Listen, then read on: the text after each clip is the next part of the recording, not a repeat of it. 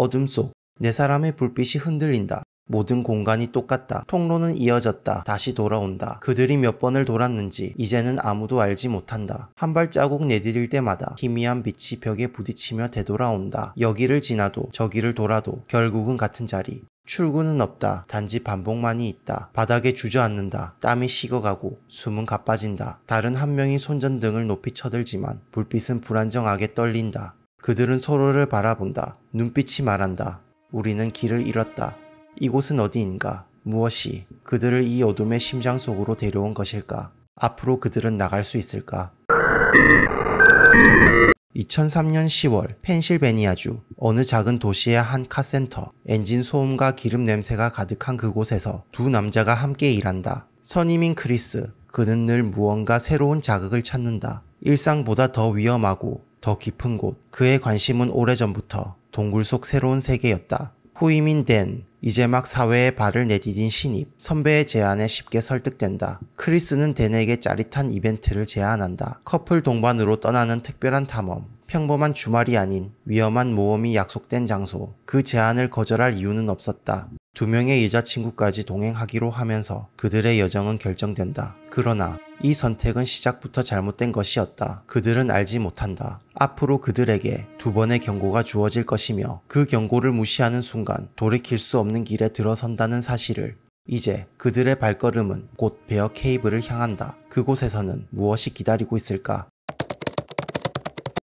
펜실베니아 깊은 숲속 베어 케이브. 겉으로 보이는 입구는 단순한 동굴일 뿐이다. 그러나 그 안에는 8,000피트가 넘는 미로 같은 통로가 얽혀 있다. 누구든지 들어가면 방향 감각을 잃고 자신이 어디에 있는지조차 알 수 없다. 이미 이곳은 한 번의 사고를 경험했다. 어린 탐험자들이 길을 잃고 방황하다가 기적처럼 구조된 사건. 그때 이후 관리자 칼은 누구보다 이 동굴의 위험을 잘 알게 된다. 그는 규칙을 강화하고 탐험객에게 안전수칙을 반복해 강조한다. 그러나 칼의 마음은 늘 불안하다. 베어 케이브는 사람의 준비 부족을 기다리는 듯했고 조금의 방심이 곧 비극으로 이어졌다. 그는 언젠가 또 다른 무모한 무리가 찾아올 것을 직감한다.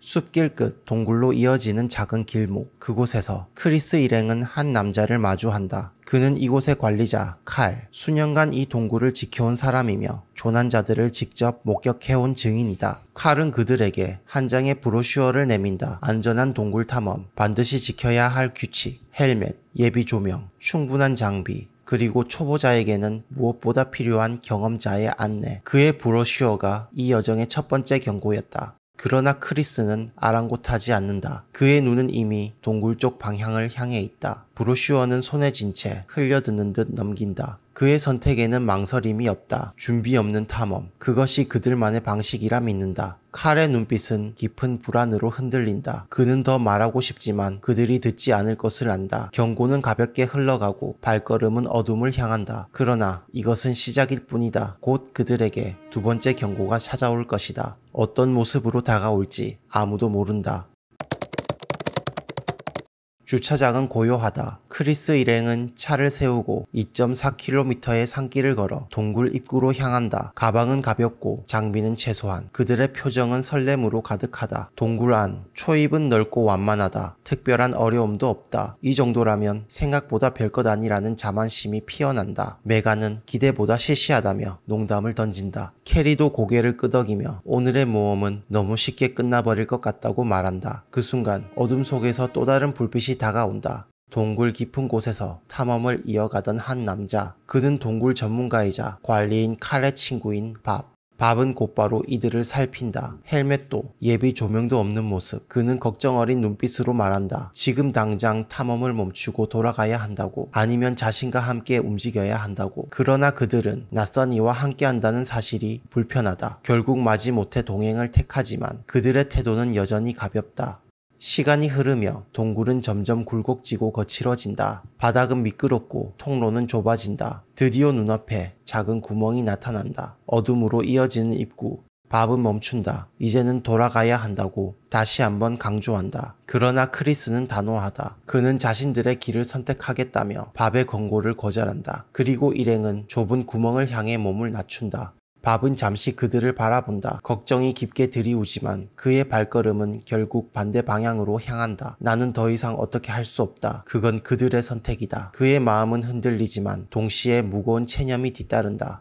불빛이 멀어지고 동굴은 다시 어둠에 잠긴다. 이제 경고는 2번 주어졌다. 그러나 그들은 그 어느 것도 받아들이지 않았다. 저 경고마저 무시한 그들이 이제 무엇을 마주하게 될까? 좁은 통로는 곧 넓은 공간으로 이어지고 다시 좁아지기를 반복한다. 낯선 공간의 신비로움, 아직은 그 어떤 두려움도 그들의 얼굴에 드러나지 않는다. 오히려 흥분이 커져간다. 그러나 시간이 흐르면서 표정은 서서히 바뀐다. 메간이 불안을 드러낸다. 충분히 탐험했으니 돌아가야 한다고. 이제 그만하는 것이 좋겠다고 강하게 말한다. 캐리도 고개를 끄덕이며 동의한다. 일행은 결국 출구를 찾기 위해 발걸음을 돌린다. 그러나 돌아가는 길은 낯설다. 분명 지나온 길인데 다시 다른 갈림길로 이어진다. 돌아왔다는 안도감은 곧 혼란으로 바뀐다. 다시 걷고 다시 돌아간다. 그러나 눈앞에 펼쳐지는 것은 같은 풍경, 같은 바위, 같은 갈림길, 무한히 반복되는 미로 속 그들은 무한 루프에 빠진다. 초조함은 짙어지고 목소리는 갈라진다. 손전등 불빛이 흔들린다. 배터리는 점점 희미해지고 어둠은 서서히 그들을 삼킨다. 목은 타들어가고 다리는 점점 무거워진다. 절망이 스며든다. 여기서 나갈 수 없다는 공포가 그들을 덮친다. 이들은 주저앉는다. 돌벽에 기대어 숨을 몰아쉬며 눈을 감는다. 이제는 포기 외에는 다른 선택이 없어 보인다. 어둠 속에서 시계의 바늘은 멈춘 듯 흘러간다. 그리고 그 시간 속에서 그들의 희망도 함께 꺼져간다. 그때 메간의 시선이 멈춘다. 그녀는 돌벽의 한 부분을 뚫어지게 바라본다. 특이한 모양의 바위, 낯설지 않다. 분명 이전에 본 적이 있다. 그녀의 직감이 강하게 속삭인다. 여기는 무언가 다르다. 바위 옆에는 무너져 내려 쌓인 돌무더기가 있다.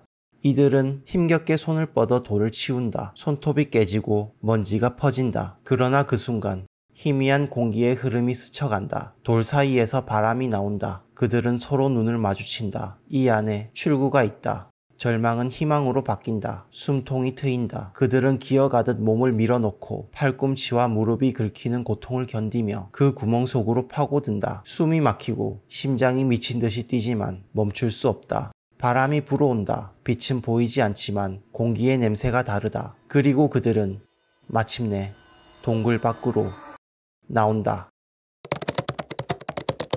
절박한 탈출, 살아있다는 환희. 그러나 그 기쁨은 단 몇 초뿐이다.